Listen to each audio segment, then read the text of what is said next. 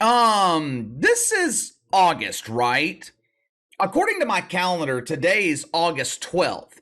Now, to my knowledge, the month of August is not set aside to celebrate any particular marginalized group. Actually, the month of August is typically one of the slowest months of the year.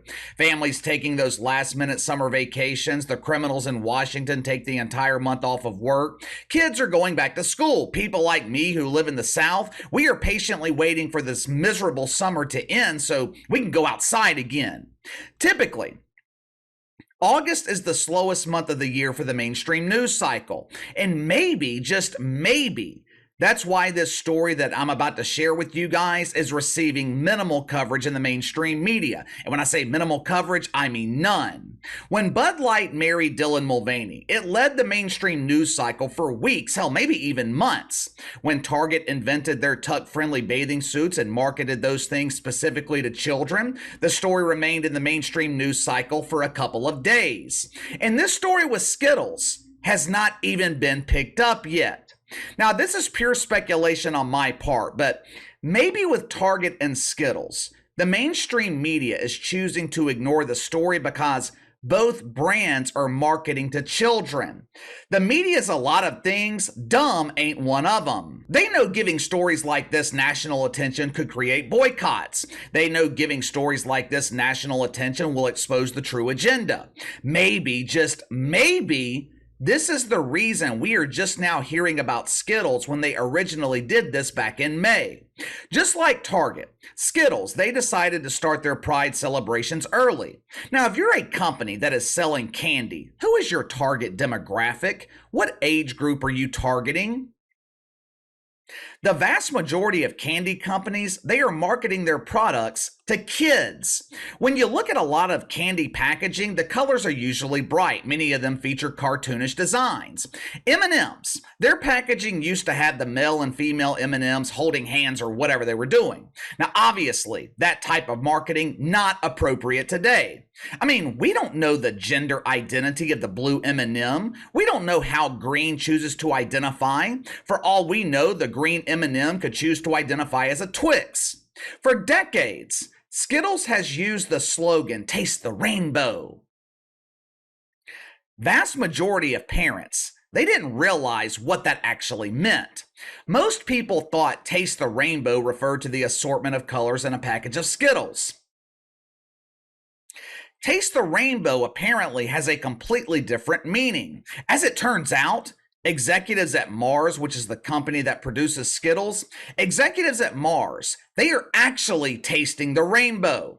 First, let me start off by showing you guys the propaganda Skittles is pushing on your children. Like I said, Skittles decided to start their Pride celebrations 1 month early. The promotion of Pride, it started back in May. In their quest for true diversity, Skittles, they hired a handful of what they call artists to design special packaging for the month-long celebration of Cucumber.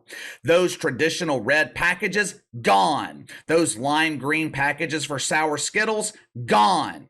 Now, me personally, I've always thought the original Skittles packages did a fine job at illustrating the rainbow, but the diversity artists that Skittles hired, they wanted to take things a step further. They put their artistic skills to good use, designing the perfect packaging for the celebration of Pride. Now, I'm going to show you the commercial that Skittles promoted on social media. Then, we're going to get into some close-ups of the packaging. Now, I muted the music, the sound for copyright reasons, but watch for yourself.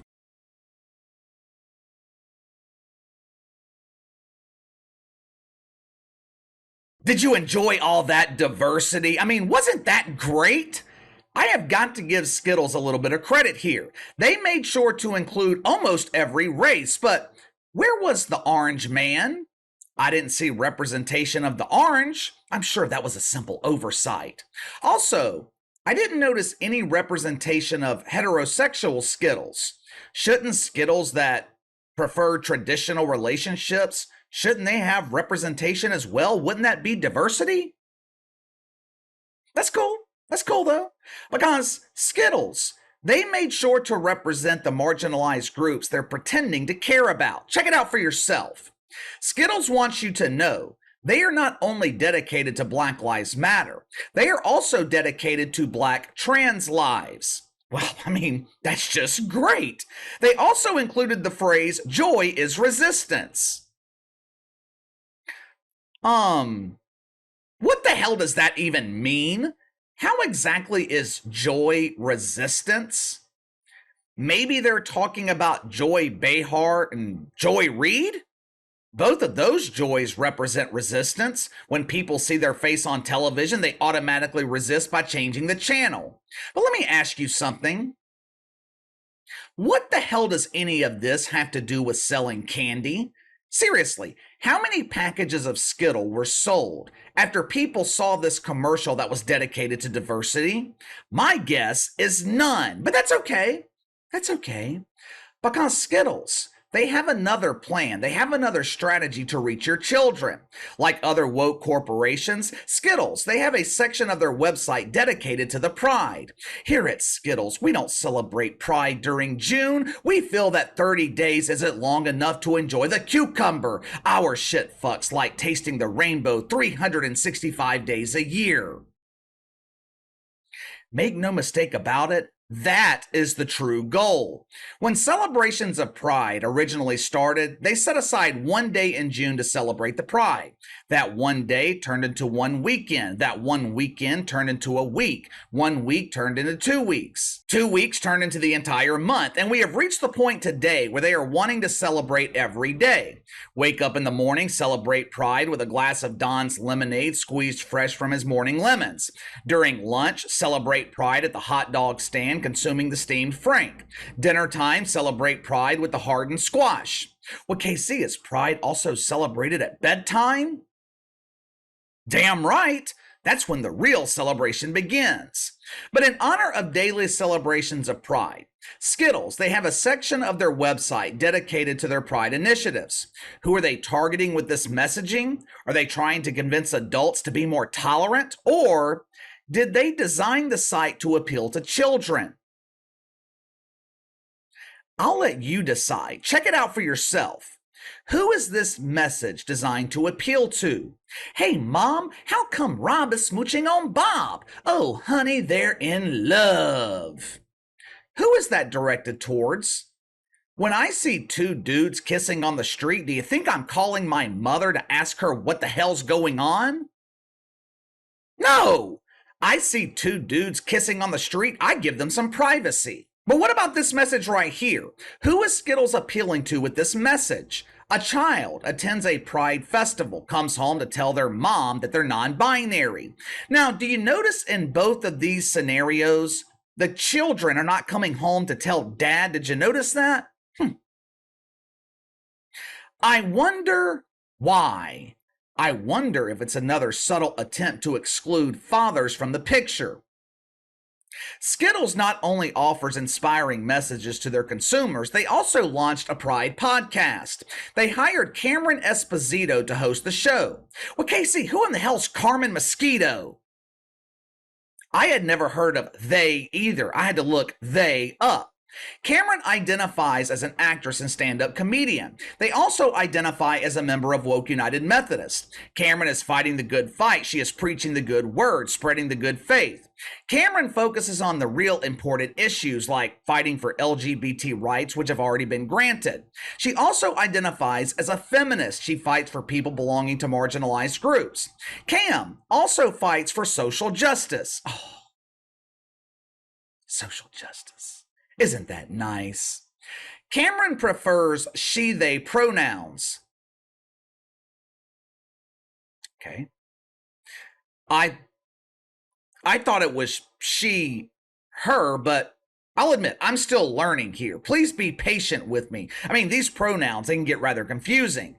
My curious mind got to wondering how someone could identify with both feminine pronouns and I assume they would be a non-binary pronoun. I wanted to educate myself, because I would hate to offend someone with a beard by calling her a he.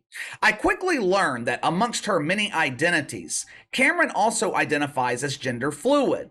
Well, Casey, what the hell does that even mean? Gender fluidity is a non-fixed gender identity. It means your gender can suddenly fluctuate depending on the situation. For example, Let's say it's ladies' night at the bar. The bar is allowing women to come in for free, and women also receive discounted drinks.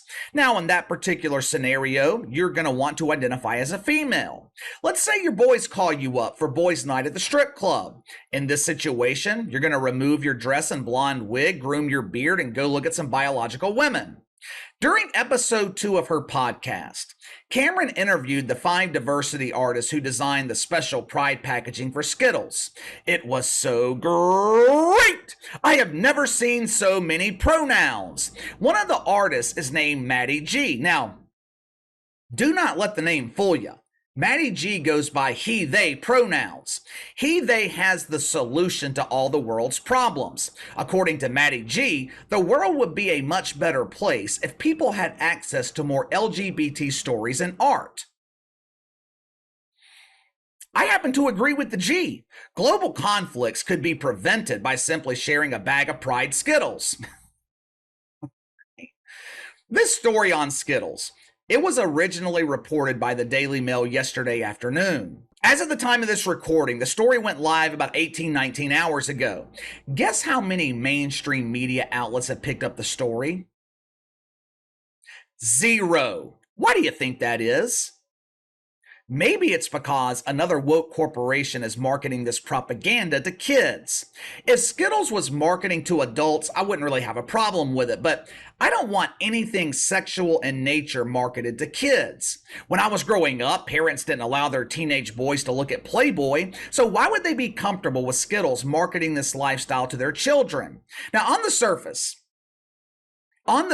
this doesn't make any sense. We have already seen what happens when major brands push this propaganda. Skittles launched this campaign 1 month after the disaster with Dylan Mulvaney. Now, to be fair, Skittles has been running campaigns similar to this for the last 5 or 6 years. The difference now, though, is people are finally starting to take notice. It is not right-wing bigotry to want to shield your children from propaganda. But again, this doesn't make sense. 1 month after the disaster with Dylan Mulvaney, Skittles launched this campaign. They saw what happened with Bud Light. They saw what happened with Target. They saw how marketing to children can have a devastating impact on their brand. So why would they do it? Why would they do it? Maybe there's something deeper going on here. I don't know. You tell me. Make this make sense. Why would Skittles launch this campaign after seeing what happened to Target and Bud Light? Let me know. Sound off in the comments below. Make sure to like and subscribe. Click the notification bell to receive all notifications from the channel. Best way to contact me is by email at btlkc84@gmail.com, KC_BTL84 on Twitter. I'll see you guys tomorrow.